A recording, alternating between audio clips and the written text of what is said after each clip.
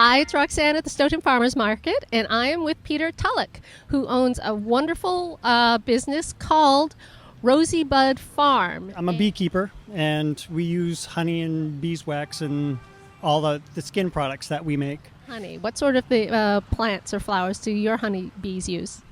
As a Massachusetts beekeeper, we call our honey wildflower honey. There's no one single crop large enough to call it anything specific where we are. So pretty much all of our honey is wildflower. You can just basically look around and see what's blooming, and that's what's in the honey. Okay. And do you find that there are some, like your area will have a different flavor than maybe a honey beehive that's grown, I don't know, in like New Hampshire or someplace like that? Oh, definitely. Yeah, definitely from state to state, even sometimes from, county to county. They might have one more prevalent flower, and you do get different tastes. Actually, how are your honeybees doing this year? It was a rough winter. It was a rough winter. We did fairly well. Limited loss. It's really hit or miss. You don't know what's going to happen, and a lot of it has to do with the weather and the upkeep of the hives. And then you also make products from the wax itself. So that happens when a hive gets old, or when do you say break down the hive? Well, where we get our wax is when we're extracting the honey from the honey supers. All the honey is capped with wax. So to get at that honey, we have to uncap it, and then we save all those wax cappings, and that's where we get the wax for our skin products. So this is something that the bees do naturally. When they fill up their hive with, actually, do they fill it up with honey, or do they fill something up and it becomes honey? It becomes honey actually within the bee, and they store it in the cells, and then when it's at its perfect water content, they will cap it over with wax, and that's how you know when the honey is ready to extract, is when it's capped with wax. Wow, I'm just learning so much now about bees. But so they also must produce within their bodies the wax as well? Yes, they have wax glands, and they actually produce the wax. Okay, so you've extracted your honey, and now you have these wax caps. What is your next step in creating the other products?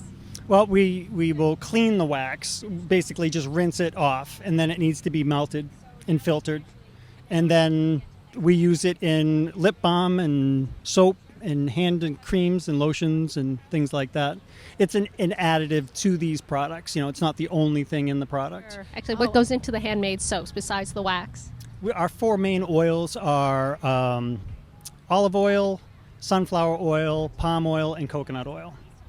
And then we add honey, beeswax to some, and we only use essential oils for fragrance. We don't use man-made fragrance oils. Very cool.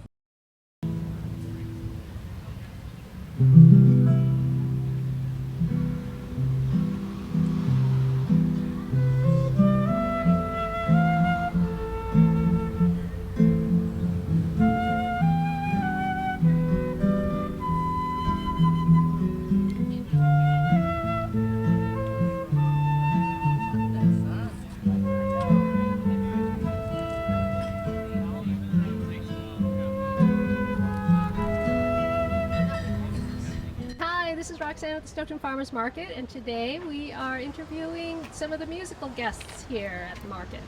And we have actually Steve Tapper, who actually has two roles, and we have Robert Tachara, who is not only a musician and an excellent Brazilian guitar musician, but also he owns a business, and maybe he'll talk about that as well. What are the two hats that you have here at the market? Well, I coordinate the entertainment series, and I treat it like a cultural series. I try to bring really high quality music of various genres. About once a month, some project that I'm involved in, like this one, I play. And the other weeks, I bring in other people. So Robert and I do Brazilian music, but other weeks I've had an Irish harpist, I have a New Orleans trio coming doing second line music, I have a gypsy jazz trio, and we've had some really interesting music.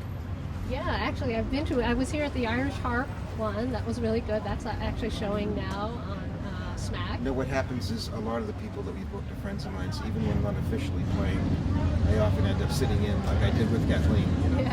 Yeah. Well, that was awesome, actually. What is your musical background? My principal instrument's flute, as you can see. I also play porter, and I play electric bass, and I play saxophone. And I just try to, I really like many kinds of music, and I just try to do as many different kinds of quality projects as I can. It's awesome. It's been great. This is, I think, something really special with the Stoughton Farmers Market. So thank you very much for all your work. Thank you. I'm a graduate of Berklee College of Music, and I got into many different styles of jazz. And I discovered Brazilian music somewhere around the mid-'90s and fell in love with it and been playing it since. Yeah, it's actually beautiful. Thank you very much for your musical stylings. And you also have a business here in Stoughton that's been going here for as long as my kids have been around here. When I graduated Berklee in 1986, I opened my store when I was 23 years old, right across the street on Wyman Street, a little one-room studio. And from there, in 1993, I moved to my present location where I've been there for 27 years, Stoughton Music Center. Yeah, oh my gosh. Yeah, my kids took piano lessons there. What other instruments do you have offer lessons for? We teach, we try to cover all the most popular instruments: piano, guitar, woodwinds. We do trumpet, we do violin, voice. Yeah, Steve actually teaches at my store since its origin, too. Yeah. And we try to do all the instruments that kids like, so we have it all available. And we also started a couple of years ago a very successful program called Rock Ensembles, where we put together kids of all ages into groups and we teach them how to play songs. And every year we put on a concert at the VFW here in Stoughton, and we just finished 2 nights this past June, and it was very successful. Both of us went to Berklee at different times, and it was an interesting thing. I actually 2 months ago I actually got my master's. I was the oldest student in my program. Oh, congratulations! So I finally did that, you know. So. Good. Yeah. Awesome. And what was your degree in? Well, the program's called Modern American Music. It's the school that's on my shirt. And it's unique because it was the only graduates program I found. I did have to pick between jazz and classical. I could do both. So it was very intense, but very good. Cool. So that I'm a product of the Stoughton Music Department, great program at the public school. I was in the jazz band when I was in junior high school, and I also was in the jazz band in high school. And what a great program they have at the Stoughton Public Schools, and keeps my business going too. Yeah, absolutely. Yes, we have a lot to thank for the Stoughton Music Department and the town of Stoughton for supporting the Stoughton Music Department and the schools. It's been a good program for a long time. Yeah. Yes. Yep, absolutely.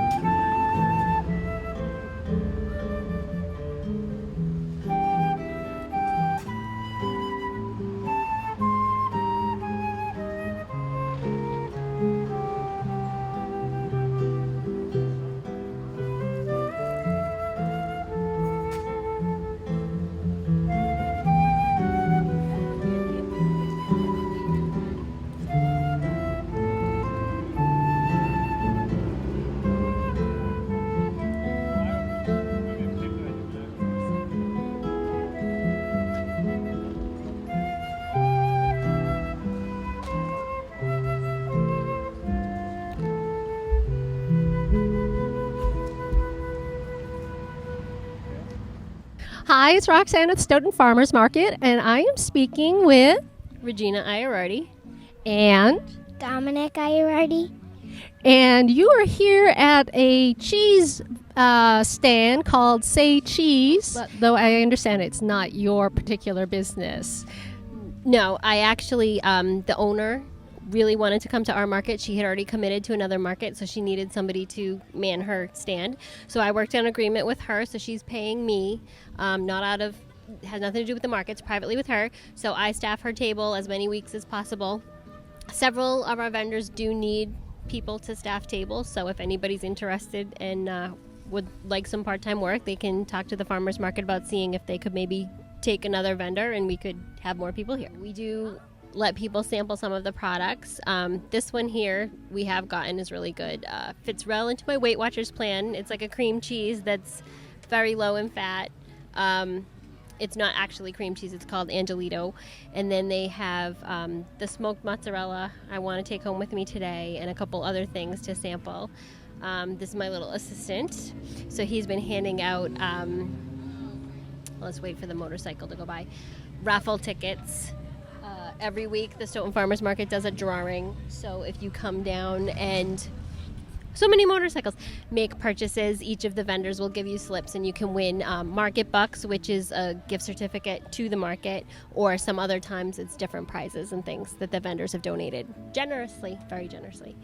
Very cool. Very cool. So buy an artisan cheese. You know what it has in it? Is it still a dairy product? Yes, yes. Okay, so it's just like an ultra low fat. Very light. I really like it on like an English muffin or a bagel in the morning. And I'm not personally a cream cheese fan, so I like that because it's got a little bit different flavor. Would you like to try some? Oh yes, sure. I'd love some.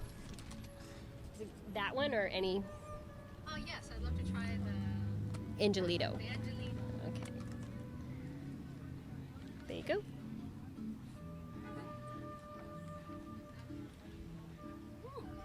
Yeah, I see. It's kind of like between a cream cheese. It's got that texture, but it's actually got a little more bite to it. Mm-hmm. Which I like, so works for me. Yeah, that's pretty good. Very good. So, everyone out in Stoughton, come over to the Stoughton Farmers Market and try out the cheese.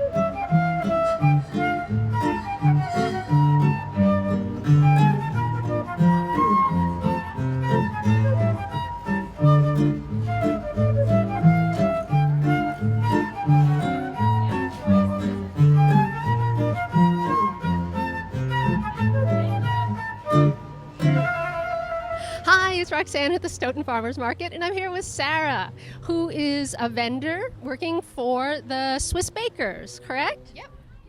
Well, we're based out of Alston, and we also have a shop in Reading. But all of our recipes are Switzerland-based.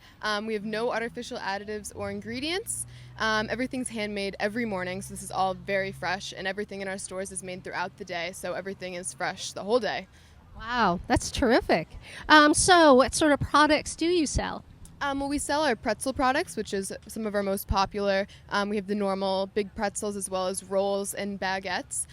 We also have stuff like different kinds of croissants and Berliners, which is like a Swiss donut, as well as our cakes and our piazzos, which is our breads. Yeah, they all look delicious. Fantastic. I see kind of a pretzel one that seems like it has cheese on it. Yep. What is that one? Those are our garlic parmesan pretzel sticks. Those are pretty new. Seems to be a big hit, though. Wow, fantastic. What is a Choco Wegley? It's a sweet dough with Swiss chocolate and pearl sugar. Yum. That's delicious. What is in your energy roll? The energy roll is chock full of really good calories. It has a lot of different kinds of seeds like flax seeds and sunflower seeds, as well as whole wheats and some oatmeal. You just Google Swiss Bakers at swissbakers.com.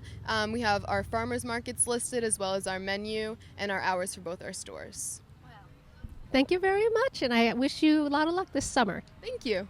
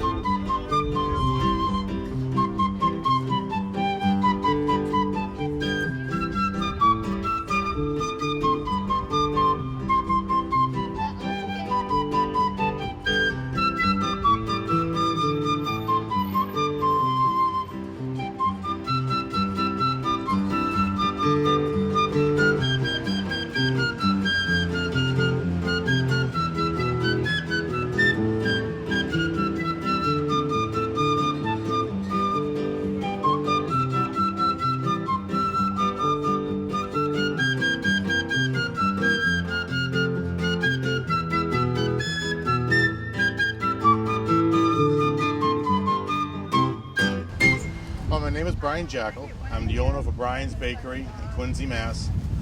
Down 11 Vernon Street. We make from gourmet dog biscuits up to wedding cakes. All different kinds of breads and pastries. At the bakery we do full breakfast, full lunch, a little bit of catering. I'm a 4th generation baker. So my family's been in it for an awful long time. And we're old-fashioned home-style bakery. Everything's made by hand. There's no preservatives, there's nothing added to it. It's just the stuff that you can't find anymore in supermarkets. If you knew what in preservatives in the supermarket stuff, you would be freaked out. We use none of that stuff. Our bread might last you 3 days on your table, where a supermarket bread might last you 2 months. It's just a lot healthier, and that's what we try to go for, a healthier line of stuff. We do gluten-free, egg-free, sugar-free stuff. I'm working on vegan stuff. So we do a lot of everything, specialty stuff that people are looking for. Hi, it's Roxanne here at the Stoughton Farmers Market, and I am with Dave Nielsen of Coastal Vineyards. You are a new, at least to me, a new vendor here at the Stoughton Farmers Market. Is that true? That is true. This is our first year for being here, and we're enjoying it. It's a great place. Oh, well, thank you very much. So tell me a bit about Coastal Vineyards. We're a 10-acre vineyard in South Dartmouth, Massachusetts. We grow all the grapes for our wines. We go 12 different varieties of grapes. So it gives me a lot of choice when it comes to making wines. Very good. I know a little bit about making wine, so I'm going to probably just ask you questions about the wine making process here. So you say you have 12 different types of grapes, correct? Correct, yeah, Okay. 12 different varieties. And then how do you know which ones to blend? I mean, I guess in the process is you harvest the grapes, and then what? Well, we harvest the grapes, then we ferment them. Once the fermentation is complete, we let things settle down, let them kind of clarify a little bit. And then we rack that off of what we call the lees, and then let that sit for a little bit longer to again, let things settle out. About that point, it becomes midwinter. And we start tasting and comparing and seeing how we want to blend different grapes. For example, this past year, in which will be introduced maybe even in the next month, will be a new variety we have called Seaside White. And it's a blend of our Pinot Gris, our Treminette, which is a Gewürztraminer hybrid, and some Chardonnay. And it makes an excellent wine. So we're excited. That's great. So is it? Do they? Did you say? Maybe I missed that. But do you go once you choose which ones to blend? Then do they go through an additional fermentation process? No, the only time they go through an additional fermentation is for your sparkling wine. We do our sparkling wine as the French do, and basically create a still wine.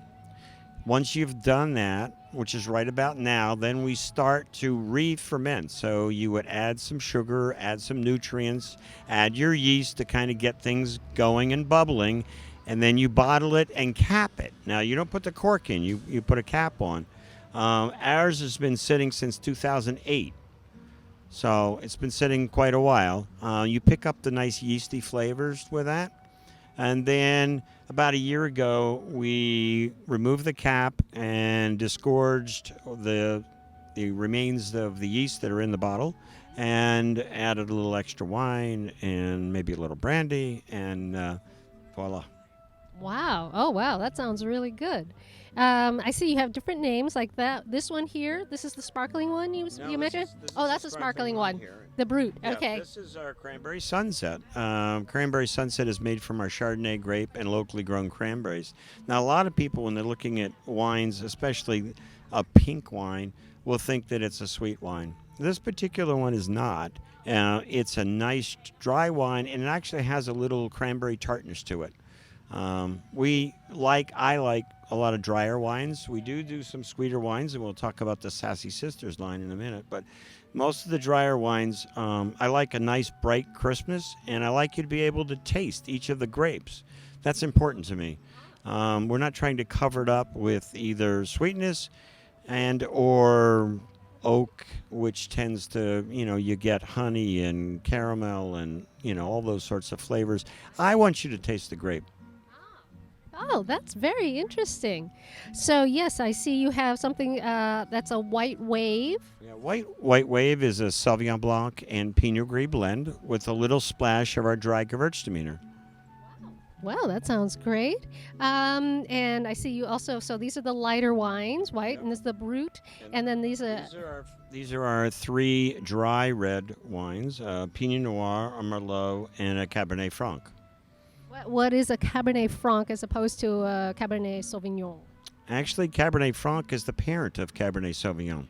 Cabernet Franc and Sauvignon Blanc were breeded together to create Cabernet Sauvignon. Wow, that's great. It has a lot of the same flavors, but it also has some differences as well. That's cool. And then we have our Sassy Sisters line. And this came about because I have 4 daughters. And they've been after me a while to make sweeter wine. So I basically said, all right, you come up with a label and Dad will come up with a wine. So they came up with Sassy Sisters. So Cool. and those are our sweeter wines. See, we have a dry Riesling, and we also have a sweeter Riesling. And the way we do the sweeter Riesling is we stop the fermentation prematurely, leaving some of that residual sugar that's in the grape in the wine. Oh, I see. I see. So, of the 3 sweeters, like you say, you have the Riesling. What else do you have here? This is Jasmine. It's a blend of 4 different grapes. And this was what I call my just barely sweet. It's kind of a transition between the dry and the sweet. And then we have a nice red blend, which has a nice little hint of sweetness as well. Very good. So, it looks like you have some tasting. Why don't I give them a taste here? We're going to start off with our Pinot Gris. It's a nice dry Pinot Gris.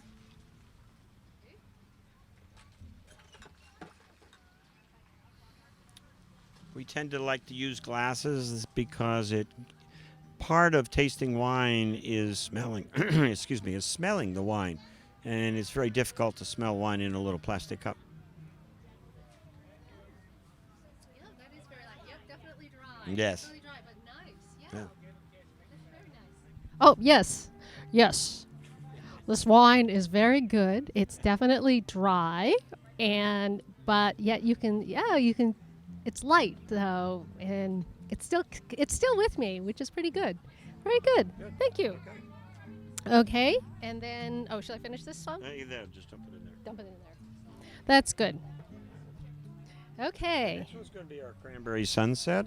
Now, after each time we come to the market, we taste different wines. So we usually do 4 wines each time we come, and then we rotate it. So if you've probably been here we'll be here 3 times, we'll eventually be able to taste them all. Now, this is Cranberry Sunset. It's the Chardonnay grape with locally grown cranberries. It's nice, bright, and crisp, and you get that cranberry tartness on the finish. Yes, definitely. It has, again, it was Cranberry Sunset with the Chardonnay, did you say? Yes. Chardonnay plus the Chardonnay grape plus cranberries. Yeah, I definitely taste the cranberry sharpness. It definitely works out nice as a summer wine, and also at Thanksgiving it works out nice because the tartness with the heavier foods at Thanksgiving blend really nice, work really nice together. That's great. Okay, I'm going to finish this one.